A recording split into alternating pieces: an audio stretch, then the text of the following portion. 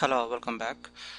In our last couple of videos, we are discussing about Selenium RC. We have already configured and run remote control server. We wrote our Java client program using JUnit framework. So this is the Selenium RC which is running right now.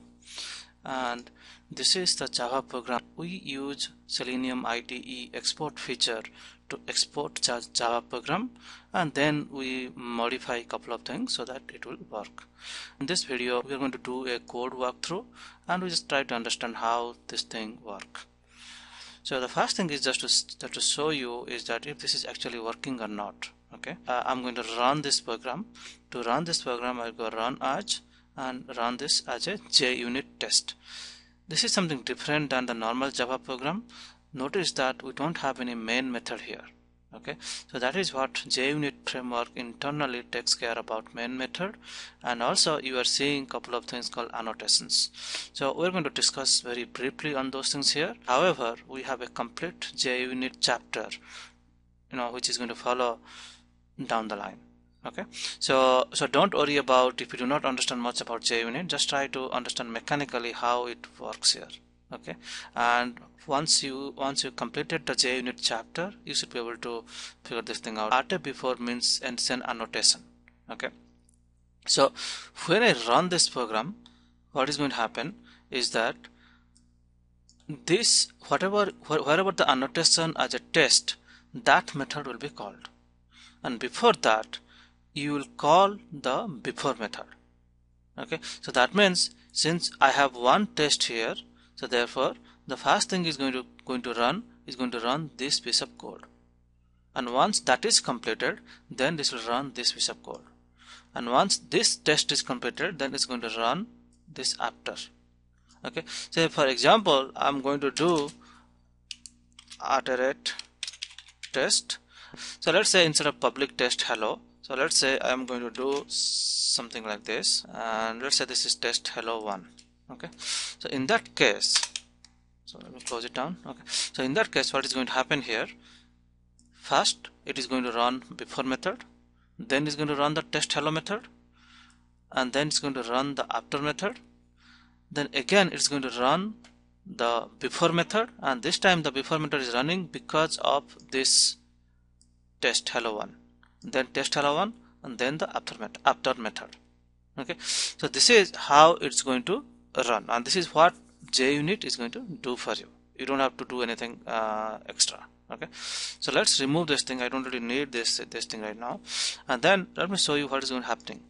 So in the before method, which is going to run for the first time, what we are trying to do, we are trying to create a object of default Selenium, and the default Selenium takes 4 parameters, and those parameters are the host name on which the Selenium RC is running.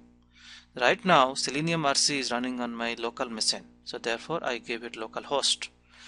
The Selenium RC is running on port number 4444, therefore I have to give to 4444. What kind of browser that I'm going to test? In this case, this star Chrome means Firefox. If you want to run Internet Explorer or Google Chrome, then you have to write that IE Explorer or Google Chrome. Then the final argument is about which application under test is going to open. Okay, so once we have created this object of default Selenium, and this Selenium object we can use to run all those Selenium commands, and the very first time after we create the object, what we are going to do, we are going to do selenium.start. Selenium.start is going to inject those JavaScript to the Selenium core. Okay, so we are going to see all those things in action when we run this thing. Okay, then what we are doing, then whatever the commands that we are giving in IDE, we are giving the same kind of command here. Now you just need to do Selenium dot. Okay, so remember this Selenium object, this is just a object, it's a variable. If I do not like Selenium, I can just give it X. Okay, then I change all those things to X, and this is going to work. So this is just a variable. Don't worry about this is what is Selenium and all this. This is nothing to the Selenium tool itself. Okay, so this is just a variable. So what we're doing here in the test method, we are giving those commands. The first command, if you notice, was open. Okay, so now what is going to happen is that the client is giving this command open, and this open is going to go to the Selenium RC. Then Selenium RC then will understand this thing, what requires to be done, and then give it back to the Selenium core. Okay, and then Selenium core is going to open the website http www.rbase.com. Then in the second line, what we are doing, we are doing selenium.click. So basically we are telling the command name is click, and then where do I click? I have to locate this element. This will continue like this, and this will do the same thing whatever we are doing in IDE, and then in the end what is going to do, it is going to print the lowest price. So first see if this is what is working or not. To run this hello.java, you need to right click and then run as JUnit test and run it. Okay, so Eclipse is my client and this is my Selenium remote control server. Eclipse is connecting to the Selenium remote control server and giving those commands, and the Selenium remote control server has started this Selenium core, and this is the application under test. Okay, so this is what is really happening. This is your client, and this client is written in Java using Eclipse platform. Then this client is sending request to the Selenium RC. This is your Selenium RC. Then Selenium RC launches the Selenium core. Okay, so how does it launch Selenium core? Using selenium.start. Okay, so injects all the JavaScript required to drive the application under test. Okay, so that happened in the step called selenium.start. After that, we are going to run a command. That means, let's say we are doing selenium.open. So selenium.open goes to the remote control, and remote control then gives to the Selenium core, and these are the commands in the command history that you are seeing in the Selenium core. And then what Selenium core is doing, Selenium core is opening a new browser, and that browser is on your application under test. Okay, and then it runs those things whatever is given in the command, and this command, if you notice, this is similar to whatever you have done in Selenium IDE.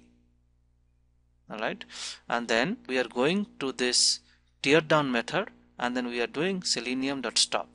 What selenium.stop does, it basically closes the browser.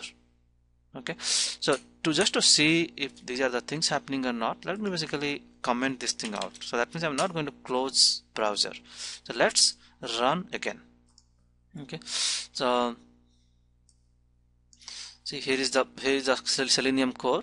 So my commands are coming. So look like, so I'm going to type something here. So these things are all happening right now, and then basically, in this browser we have already given DFW, and then we are about to give toCity. We are giving a sleep time here. Okay, so that is why it is waiting for 60 seconds. Okay, so once that thing is done, then it will put the toCity and then leave and return that, and it will search. Okay, and then the interesting thing is that this is the Selenium core. If you right click here and view page source, then these are the JavaScript that is injected to the Selenium core, and that injection happen at the selenium.start. Okay, so that injection happen at this one. On the remote control server, we are starting the Selenium core and we are injecting all this JavaScript, and these JavaScript are actually useful to drive the application under test. Since this is a Java program, you have much more flexibility, that if you want to run this thing 5 times, so what you can do, you can just basically put a loop statement here and then read data from a data file. Okay, then you can run this thing as many times you want.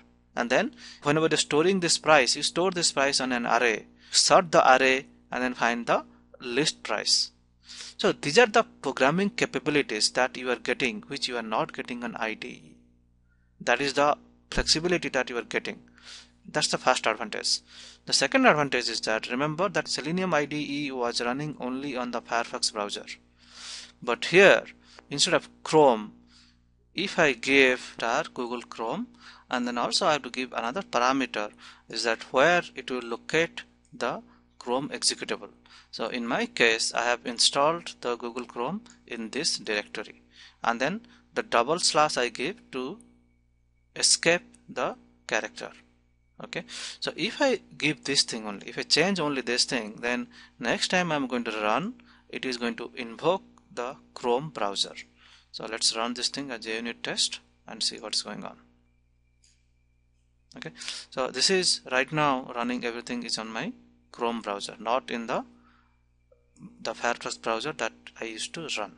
Okay, so all these commands are coming to the Selenium core, and then Selenium core is executing on application under test. So this is all about the advantages of Selenium RC. And then Selenium RC has its own drawback, and that is what is going to be fixed by Selenium WebDriver framework.